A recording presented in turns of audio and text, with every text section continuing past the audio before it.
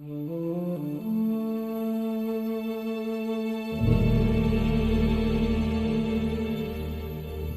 you got it. Close this thing back up. Yeah. Nate? Be careful. Come on. I always am. Ah! I did not see that!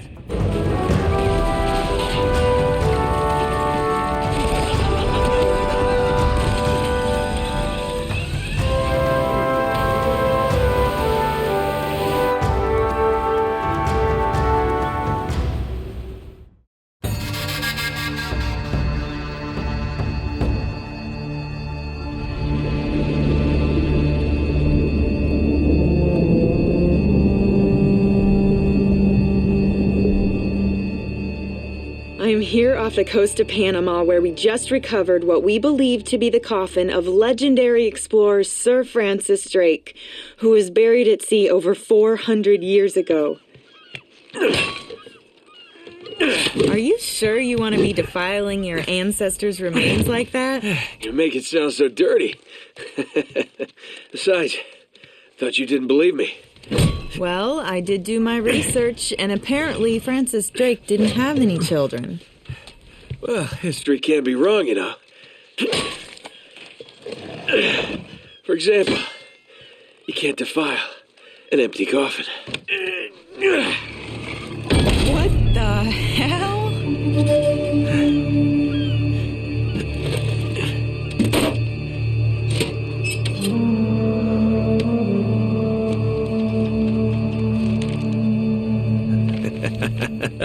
You devil. If there's one standout element in Naughty Dog's Uncharted Drake's fortune, it's the writing style. It's remarkably laconic. In just a few lines, we get a full sense of our protagonist Nathan Drake, a charming rogue with a hint of evasiveness, and Elena Fisher, a no-nonsense reporter who can cut through his charm and bullshit with ease. Soon after, we'll also be introduced to Victor Goddamn Sullivan, essentially an older version of Nate who's experienced enough to know when it's best to sprinkle in a few sweet words. Well, if it isn't the beautiful and talented Elena Fisher. Flattery will get you screen time. Yeah, I'm more of a behind-the-scenes kind of guy. Victor Sullivan.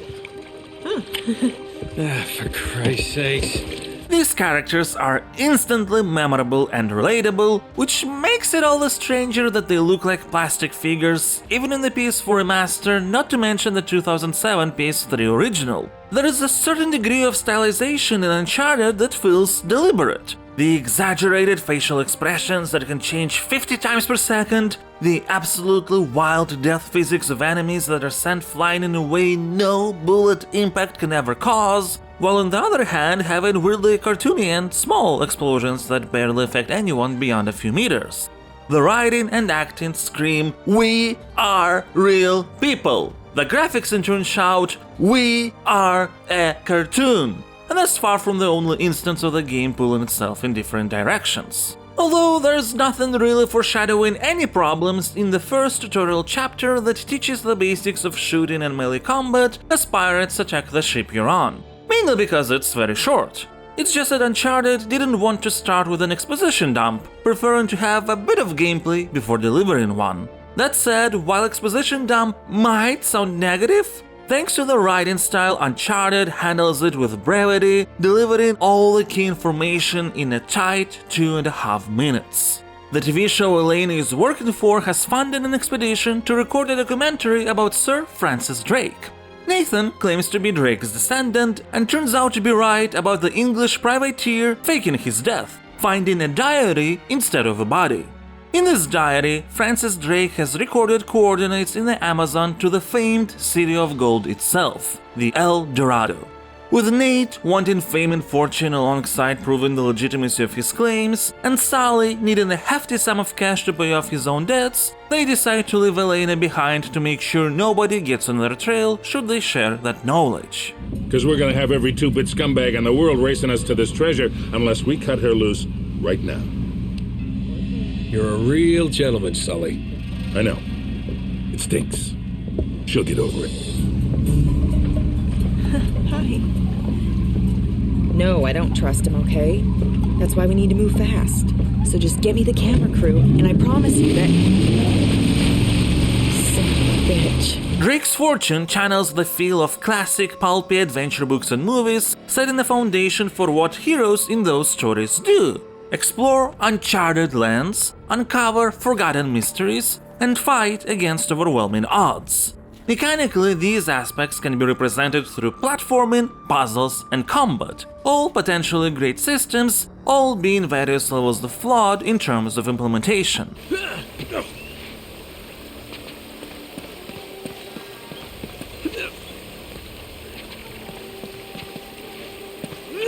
But Uncharted is kind enough to introduce its issues gradually. The second chapter, really the first full-length one, has no combat. As Nate and Sully explore the Amazon jungle, Drake's Fortune teaches us the basics of platforming, the least problematic part of the game. This is mainly due to a magnetism effect present in the majority of jumping mechanics. Out in the open, they're not effective at all, but when aiming towards platforms within jumping distance, Nate will play appropriate animations to reach them. For a feeling of authenticity, there's no mid-air control, so once the jump animation begins, you're locked in. Should Drake jump from a high point, he'll roll on landing. If that roll takes him over the edge of the platform, he will safely latch on. Except, half the time, he won't. And more often than not, that results in your death.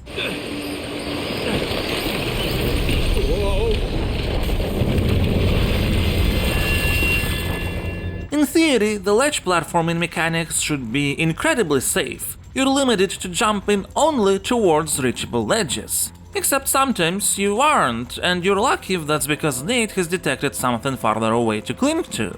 Pressing the jump button while shimmying on a ledge speeds up Drake's movement. Except sometimes he will launch himself instead, most likely towards a deadly pit.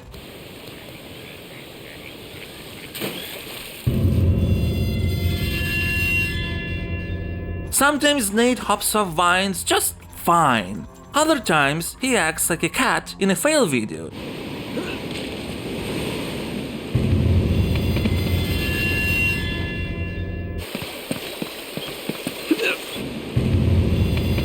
Despite their simplicity, the platforming mechanics are unreliable, creating a lack of trust that's compounded by the game's environment design. Most of the time, Uncharted doesn't visually mark grabbable ledges. On its own, this isn't really an issue. In a game like this, it's reasonable to ask players to search for protrusions to climb. However, issues arise from grabbable and ungrabbable ledges looking exactly the same. Surely Drake can't grip something without a flat surface on top, and yet he can. Surely he can grab a protrusion with a clear 90-degree edge, and yet often he can't. To be fair, this inconsistency rarely interferes with progressing on the main path. Most of the time it's clear enough where you have to go. But Uncharted scatters collectible treasures along optional paths. Useless trinkets, really, unless you just want to compulsively collect everything or are interested in the game's bonus unlockables and medal system. But still, searching for them can be frustrating when Nate does a small hop instead of grabbing something that in other situations he totally would.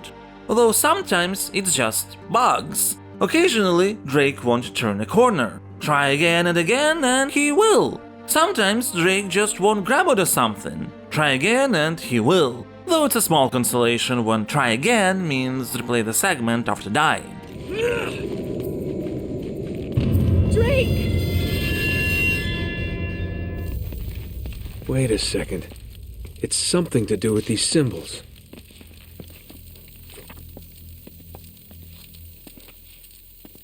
It's ironic that the Amazon jungle where Nate and Sully hunt for El Dorado is as much an introduction to platforming as it is to the mechanical issues. But at least overall, most jumping segments work better than another aspect Drake's Fortune throws our way: puzzles.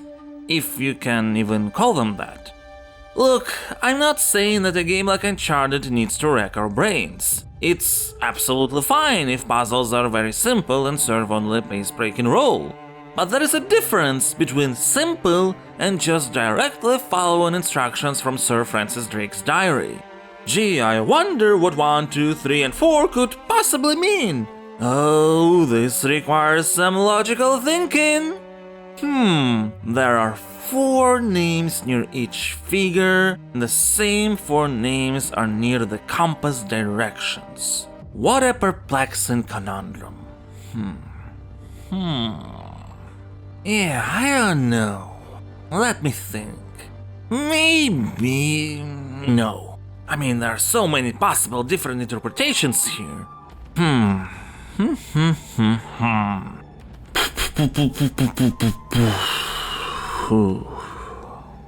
no, I give up. Let's just find a guide.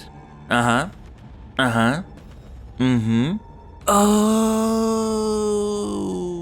Yeah, I have no clue how the game ever intended anyone to figure this shit out. Sarcasm aside, it's a shame Drake's fortune doesn't even try smudging even a single drawing, leaving us with at least one partial clue where we'd have to connect a dot or two ourselves. Then again, there aren't that many puzzles in the game in the first place, so it's not a major drawback. There are a couple situations where you have to do something not related to the diary, but they are few and far between. Honestly, I'd have welcomed even more of those instructional puzzles if it meant replacing some combat sequences, because Uncharted's shootouts sometimes are seemingly endless and therefore tiresome.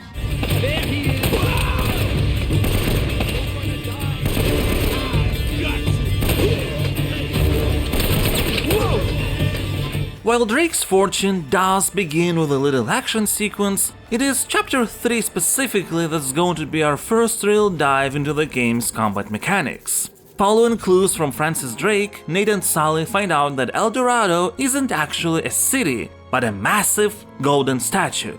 And the temple it was worshipped in was ransacked by Spaniards before old Francis could reach it. While following the tracks, the duo stumbles upon a Nazi U-boat wreckage that feels suspiciously hinky. Let's check it out, huh? Wait. Something about this feels kinda hinky. Hinky.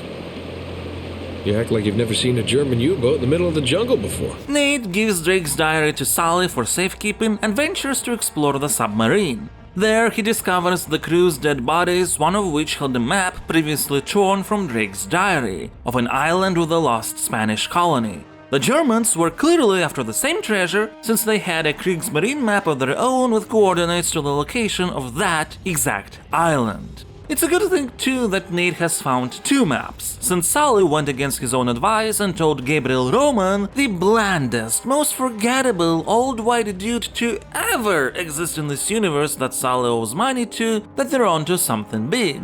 Dahlman decided to get a bunch of mercs and find the treasure himself, taking the German map from Nate and shooting Sully. While running away, Nate encounters Elena, who was tracking them down, and now they have to fight through Old Man's mercenary army to escape. This is but the first of many fights waiting for us in Uncharted, and shooting here is functional at best. All weapons feel pretty much alike. Yes, each has different animations, some variations in the recoil, and of course the actual damage output is not the same. And yet, in terms of game feel, a pistol doesn't seem significantly different from a shotgun, which controls exactly like a grenade launcher. As a result, unless you're interested in the medal system that's also connected to trophies, there's no real reason to experiment with different weapons. In fact, a simple pistol is gonna be your best go-to choice, as it's the easiest to make headshots with even if the enemy is far away. Bad guys often stand still long enough for you to line up headshots, which are a guaranteed one-hit kill unless your opponent has a helmet, and only some of them will, only close to the end of the game. So, headshot, headshot, headshot, headshot, headshot. That's all you need. Oh, and cover, of course. The bad guys are exceptionally good at aiming even from far distances. One of the reasons why I wouldn't recommend even thinking about playing Uncharted on anything higher than normal difficulty, unless you just can't live without self-inflicted pain. Dodging will not let you consistently avoid shots, although it might give enough time for health regeneration to kick in. Therefore, you're unlikely to make efficient use of the game's bare-bones melee combo system. Not that big of a deal really, since there's only two combos anyway, a quick one and brutal doesn't work on certain enemy types.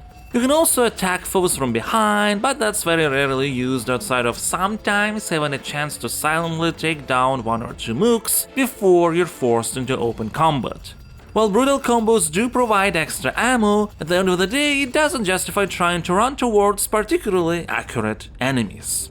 The better strategy is to just sit behind cover and pop out every now and then to make some headshots, especially considering that your opponents are dumber than dumb brocks. Most of them won't try to make way towards you or flank you. There are some specific enemy types that are scripted to run at your location in the open, while against them it's still better to just sit in cover and wait for the opportune moment to line up a shot. For what it's worth, mooks do throw grenades in an attempt to force you to switch cover, but because explosions are so inefficient, it's better to run a couple meters away and then back to where you were. So every fight is essentially just a shooting gallery, which is not helped by extremely linear arena design. Now, in Chapter 3, it actually makes sense as it's your first real big combat encounter that also recontextualizes areas that previously were being used for platforming and puzzles. But the corridorish nature is apparent in pretty much every arena out there. Even in larger areas, it's better to just sit behind one piece of cover and treat it like a giant corridor, especially considering that most of the time enemies are going to come out of only a single point on the map until you reach a different trigger point farther down the line, and then they'll keep coming out of only that other single spot. Because of this, it's easy to feel underprepared in the few rooms where that's not exactly the case and bad guys do gather on you from several sides at the same time, but even in those cases it's pretty straightforward to find a single hiding spot from which you can make a bunch of headshots. Maybe this wouldn't have been that bad if not only there weren't as many combat scenarios in the game, but also if there'd been less reinforcements in each. Sometimes the enemies just keep coming and you just have to headshot them. Sooner or later you start dreading any room with waist-high cover, since this means more mooks to boringly dispatch. At least grenade throwing in the PS4 version is more comfortable than the motion-controlled variant on PS3, but they're not that effective of a tool anyway.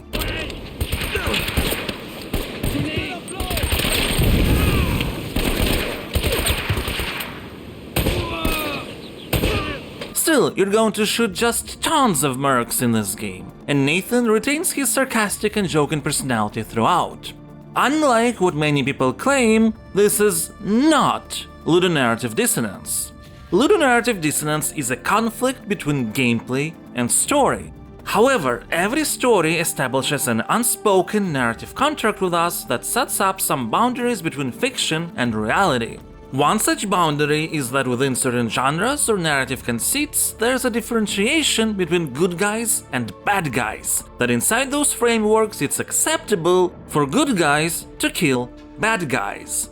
We don't complain there's a lack of psychological toll when Luke Skywalker obliterates more than 1 million living beings with a single proton torpedo strike, even though realistically, any sane human would suffer severe consequences regardless of how justified that action might have been. In its narrative contract, Star Wars establishes that it's okay for good guys to kill bad guys, as long as it's done without hate. Uncharted is really no different. Would a story that examines the realistic implications of an adventurer type eliminating so many people be potentially intriguing? Of course. But that's not the kind of story Uncharted tries to tell. And because as part of its narrative contract, the game just ignores the ramifications of killing people who are trying to actively kill you too, there is no dissonance between Drake's personality in the story and how many bad guys we dispatch in gameplay. There is, however, dissonance in said bad guys just swarming in through a single hole over and over again. How did they get there? Why do they keep appearing? And in some cases, how do they even know we have reached a certain spot? In some levels, bad guys fill a river with explosive barrels. They wouldn't necessarily know that we'd travel by water at this particular moment. And the story establishes they actively use their own boats. So there's absolutely no logic in the act of throwing into water an unlimited amount of combustible from a single fired objects, other than this being an obstacle the game wants players to avoid in a particular level. That's ludonarrative dissonance. Us discovering a secret entrance to an underground section that the bad guys know nothing about, and yet still encountering and fighting mercenaries in that location, even though the pathway to the church from which they could potentially enter can be opened only from within the underground chambers, that's ludonarrative dissonance. A conflict between a playable segment and the story with world building the game establishes as part of its narrative contract. So Uncharted Drake's Fortune is definitely not a stranger to ludonarrative dissonance, but the number of bad guys we kill and how that has no impact on Nathan's psyche is not a part of that. Besides, it's not like Nathan is the only one doing the killing. Elena is adept at bad guy elimination as well. Do you know how to use one of these? Yeah, it's like a camera. You point and shoot, right? Good girl. But once again, that's not a problem. After escaping Gorman's goons, Nate and Elena decide to travel towards the island from the map and find where the Spanish have taken El Dorado. Well, what are we waiting for? I'll get the story and you get whatever it is you're after. From here on out, the globetrotting part ends and all action is going to remain focused on that one single island in a connected sequence with no breaks or jump cuts in between, barring one specific exception. We'll start our exploration without Elena again due to being separated after the plane she was on with Nate gets shot at with anti-aircraft fire.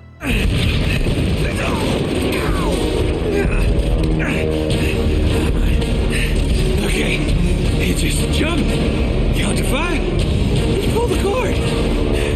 How hard could that be? Oh, crap!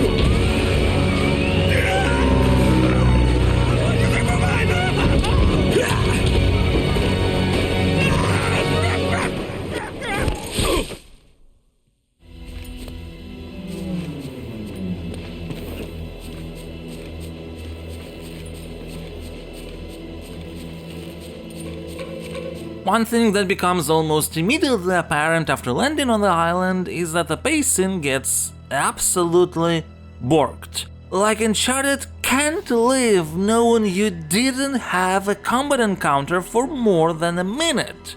Think about what has happened before. We had a short action tutorial, then a pretty lengthy platforming tutorial with some puzzles, and a chapter that had some jumping around in different contexts followed by a lengthy combat section. Now here's how things are going to look after you land on the main island. You start with a little bit of exploration platforming, then a combat arena, after which you get into a combat arena, followed by a combat arena. Some more platforming leads you into another combat arena, then a more dedicated platforming segment still mixed with combat, which leads you to a combat arena where you're going to fight once before a cutscene and another time after a cutscene. Then you're going to do a little bit of jumping straight into another combat arena. Then you see a fortress with a bunch of climbing handholds. You think that maybe it's finally time to rest from combat. And it is, for 2 platforming sequences. But now you've almost spent 2 minutes without fighting in a combat arena, must fix that. After which you jump into a, you guessed it, combat arena. You climb a tower to get back into the same location to use it as a combat arena again. Don't worry, I'm not going to go through the entire game like that. I just wanted to make it clear that Uncharted goes somewhat overboard with combat arenas. Especially because each fight is not that short and has at least a couple waves of reinforcements. And what we have discussed before still remains true. Whenever you enter an arena, you just have to find the closest hiding spot and take everyone out with headshots. That's the most efficient way to handle it. Now, I do want to mention that it's not all gloom and doom, as Uncharted is not devoid of interesting segments. That platforming one with a little bit of combat mixed in, if you happen to not encounter jumping related bugs, it's pretty enjoyable.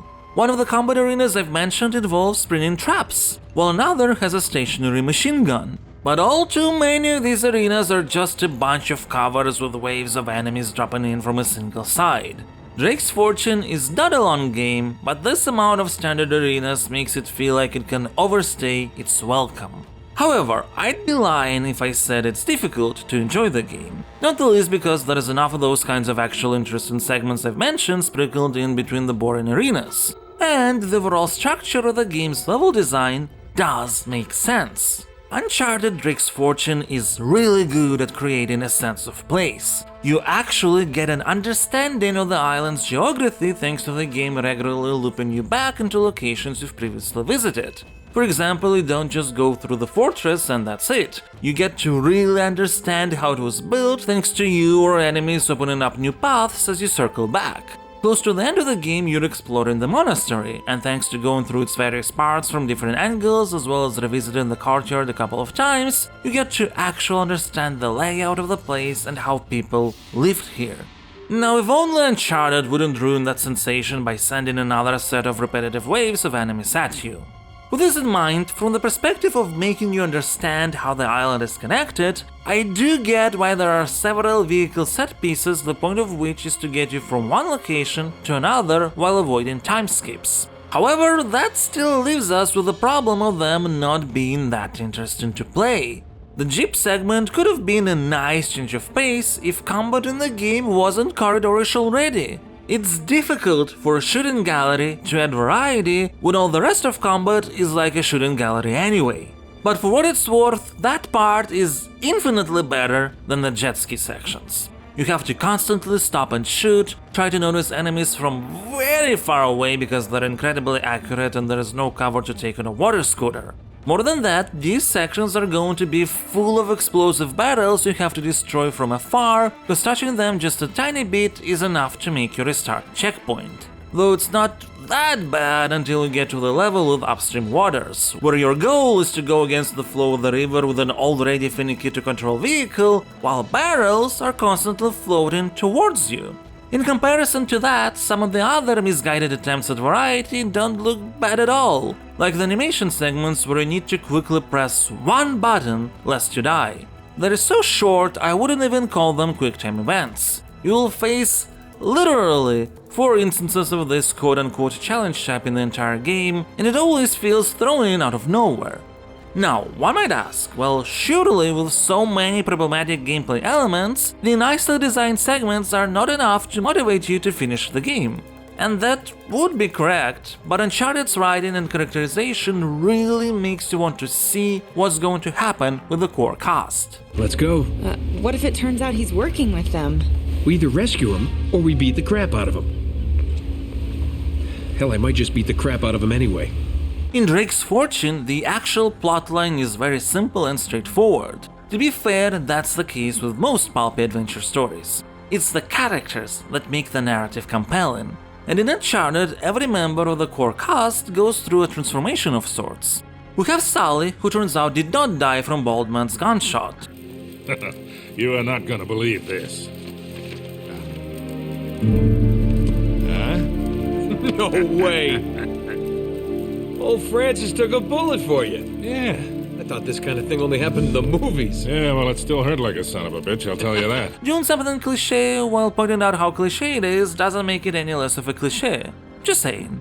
The transformation Sully goes through is not as much about him changing as a person as it is about us changing our opinion of him. After his apparent death, Sully was seen working together with Dabri Blue Man, which makes it questionable whether he can be trusted. But not to worry, he's always been loyal to Nate. Sully managed to convince Dude Man thanks to his sweet talking that he can be of help, and send the goons off to random, ultimately fruitless endeavors, stalling for time while waiting for Nathan to arrive. We'll ignore the fact that at one point Sully accidentally sends Doorman precisely to the spot where the team needs to find the next clue. It's the intention that matters.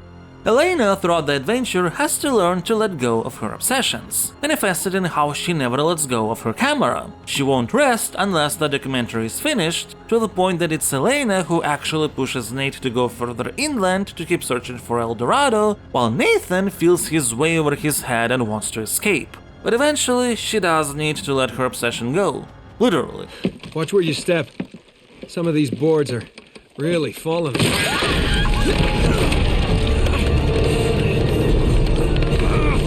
I can't hold on!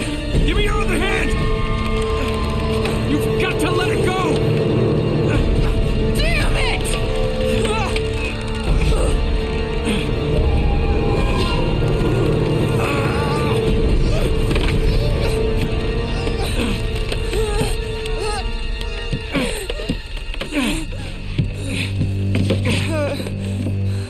Okay, Oh, shit! it's okay. Come on. Come on. And unsurprisingly, there is romance brewing between Elena and Nathan, though I do appreciate how Uncharted tries to have more subtlety. Most other stories would have our main characters tonguing each other inside out by the halfway point already. But here the halfway point is when the romantic interest only starts to appear after Lena notices that underneath Nate's exterior, full of careless, sarcastic demeanor, there's actually someone intelligent, vulnerable, and caring. Whoa, reading 16th century Spanish? Not just a grave robber after all, huh? Huh. That's the last entry. That somebody special? What? Oh. Yeah. I guess you could say that. Huh. I had you pegged as more of a woman in every port kind of guy. Don't I wish? No, this was Francis Drake's ring. I, kind of inherited it. Sic parvis magna? Greatness from small beginnings. It was his motto. Check out the date. 29th of January, 1596. One day after he supposedly died. Wait, what are these numbers right here? Coordinates, right off the coast of Panama. Oh, so that's how you found the coffin. Yeah, that's right. See, Drake left this as a clue to pinpoint the exact burial site. For someone clever enough to figure it out. Yeah, nice try. But we're still going for that boat. Which leads us to Nate's arc that's about learning to do the right thing. Obviously, he wants fortune and glory, but he's also hesitant to push himself out of his comfort zone. This is manifested not only in the reluctance to keep going after El Dorado, but also practically giving up after finding the body of Sir Francis Drake.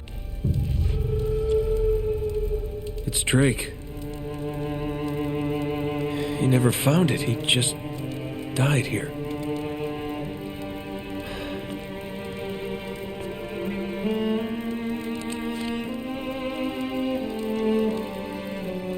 So much for greatness. Wasted his life. For nothing. Nate believes that Drake just perished without finishing what he has set out to achieve. He's so disappointed that he even leaves the Ancestor's ring at the body. But things are not as they seem, which becomes apparent when we encounter these little beauties. Oh, crap. Drake, if we don't make it out of here, I just want you to know, I hate your guts. By the way, this is Eddie Raja, and he's definitely the most interesting out of the antagonists, already having some history with Drake before the events of the game. It's a big shame he dies, as he's a much more entertaining foil than any of the other villains. But that's beside the point. It turns out that El Dorado is not just a golden statue. Inside, there is the remains of a body with a curse or a virus that turns everybody afflicted into essentially zombies. And this is the fate that has befallen all the Spaniards who were once inhabiting this colony. Francis Drake didn't just get to the island and fail to find El Dorado. He realized that he could never let this curse leave the place. After all his crew perished, Francis managed to blow up all the ships and raise the entire colony in an attempt to make sure no one lives, and dies after performing this act. And now Nathan needs to do right by his supposed ancestor and honor his legacy by making sure that white men can't live with El Dorado. But before we get to that part, let's talk about the zombies, officially labeled the Descendants. For all the game's faults, the way it handles their appearance is incredibly immersive and memorable.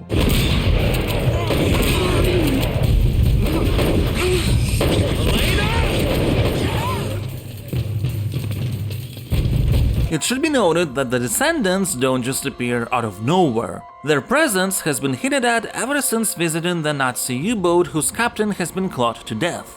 And on the island itself, Uncharted regularly makes sure to note that something is not right. I'm just saying, something bad happened here. The whole colony doesn't just up and vanish. Yeah. Well, how do you explain it? But this is not what's so great about the handling of the Descendants, no. You see, weapons in Uncharted can be divided into tiers. At first you're going to encounter only tier 1 weapons. Starting with chapter 11, you'll find a couple tier 2 weapons scattered there and there, and in chapter 13 your arsenal fully switches to tier 2. Weapons from this tier can hold more ammo and are more powerful than those from tier 1. However, in chapter 17 you'll see a bunch of tier 1 weapons lying around. This level is all about your first encounter with the Descendants. They're crawling out from every hole, and you're likely to spend all your Tier 2 weapon ammo and start replacing it with Tier 1. Since the Descendants try to claw you to death, cover is absolutely useless, forcing you to change strategy towards run and gun, creating an entirely different feel of gameplay in comparison to all the previous combat segments. That fight ends with you running through tunnels, shooting at the Descendants following you. The purpose of that segment is to fully deplete even the Tier 1 weapon ammo you might have had at that point. After this, in Chapter 18 and 19, you will go through an old Nazi bunker. The Germans during World War II actually have managed to find this place and perform experiments with El Dorado. That didn't go well. Now, what you have to do is traverse through a bunch of dark corridors with nothing but an MP40 in your hands, essentially a Tier 0 weapon, the weakest of any you have had so far. Even though Uncharted doesn't suddenly become a survival horror, the spike in tension the game manages to achieve not only through the introduction of Descendants, but how smartly it reverts the weapon progression into essentially a negative state relative to the beginning, is immense. Your goal is to turn on the power generator so you could leave the bunker, but after you do that, the Descendants just keep pouring onto your location. It's definitely the most stressful segment in the entirety of Drake's Fortune, but also the most memorable, especially considering that after this you'll have to contend with both Rugam's mercenaries as well as the Descendants crawling all over the place.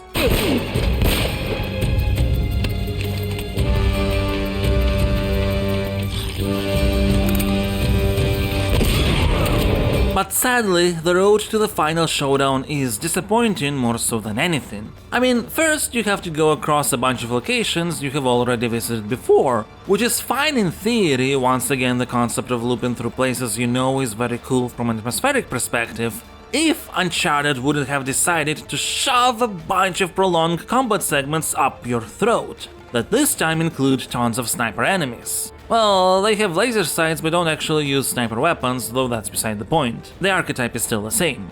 These are probably some of the most boring fights in the entire game up to this point, but Drake's Fortune is not done. After trudging through that, you do get to the final confrontation. I appreciate that Blandiel Borman turns out to not be the main antagonist after all.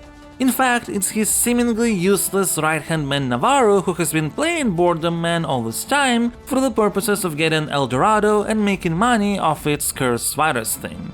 But gameplay-wise, it's just all handled in such a rushed manner. First, you have to make your way through a fight between the mercenaries and the Descendants to latch onto El Dorado that's being lifted up in the air. Great concept, but make any extra step to the left or right and you die, so not that fun.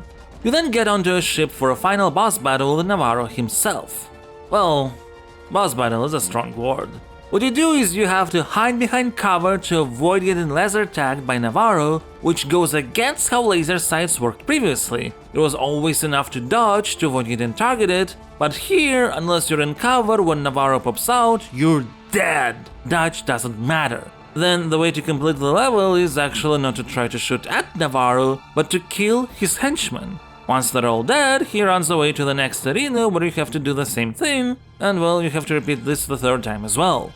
After this, you get to fight Navarro mano a mano, by first avoiding his shots several times again to then initiate a melee quick time event.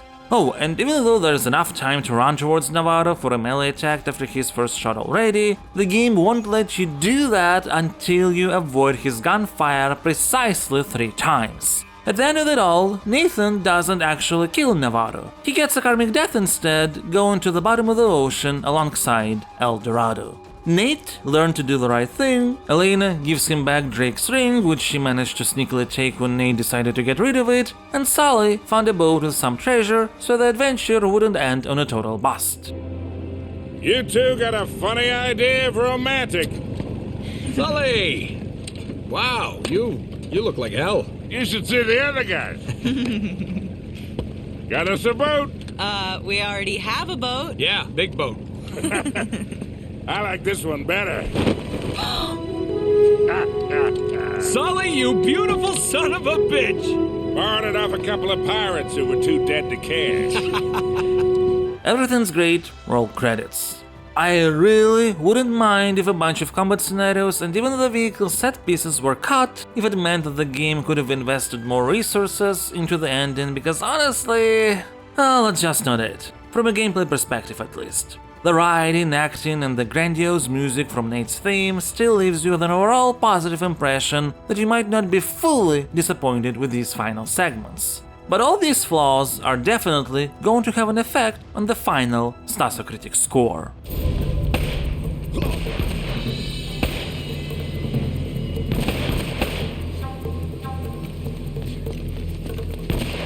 Stasocritic is a rating system that consists of 5 different categories of various weights. Every category has 11 scores from 0 to 10, and each score has their own criteria.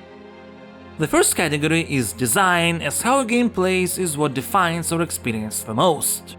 I will assign a 6. There is not a single gameplay facet that works the way it should. The pacing is incredibly wonky, and a bunch of design decisions meant to introduce variety instead are either frustrating or just out of place. But the game still manages to hold everything well enough together thanks to its overall structure. The handling of the Descendants is accompanied by a very atmospheric weapon progression, and there's a bunch of nice moments in between admittedly boring and frustrating ones. The next category is emotions. It has a weight of 3, as at the end of the day our personal feelings matter a lot. I will assign a 9. I understand that half of the review has been spent criticizing tons of what I feel are valid flaws, but there's still something about the game's writing and structure that makes Uncharted just an enjoyable game to go through. It's weird, on one hand I can't help but complain about the god-awful pacing, and on another, when the credits roll I can't help but think, yeah, overall it was good, wouldn't mind replaying again in a few years. On normal difficulty, to hell with hard or anything higher, I'm not a masochist. Which leads us to cohesion, a category with a weight of 2, that's about how well all the different aspects of the game are connected together into a singular, wholesome experience. I will assign a 5. As we have discussed, there's a bunch of things in Drake's Fortune that go against the narrative contract the game establishes. But also, there are situations like the whole deal with Descendants where Uncharted handles emotions in a way that only video games can, and that's honestly great. So given all that, I think a score that sits strictly in the middle is fitting. Then we have context, a category that's all about story, world building, characters and their arcs. Basically everything that provides context to the player. I will assign an 8. I'd say the narrative of Uncharted is something one could call standard.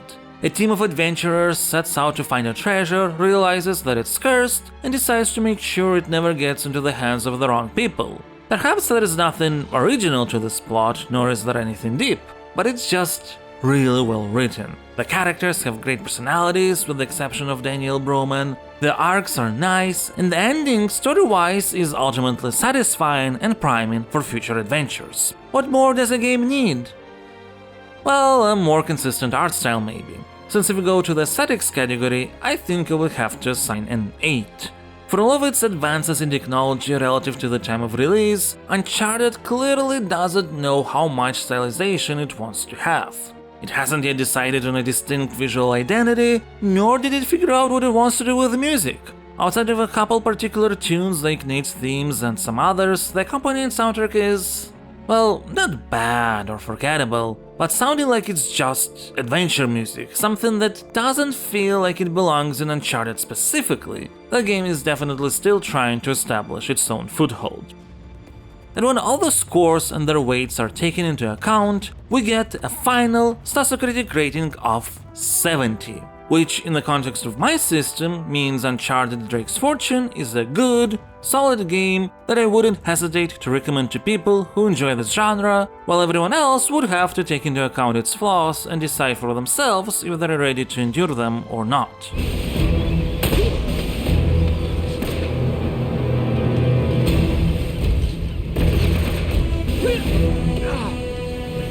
At the end of the day, Uncharted Drake's Fortune is like a teenager who hasn't yet figured out what to do with their life. It's still uncomfortable with its body, it hasn't yet found its voice, and it keeps weighing the pros and cons of going to college. Yet for all its flaws, it is endearing and charming. It's probably very fitting that Drake's motto is greatness from small beginnings, since this is exactly what Uncharted 1 is, a small beginning. At this point, we all know how big and popular the franchise has become since 2007, and it all began here. In a game that perhaps did not find its identity yet, a title that can feel like at times it drags on for more than it should, one that doesn't even properly fulfill all of its promises. But that still doesn't make it any less of an engaging experience.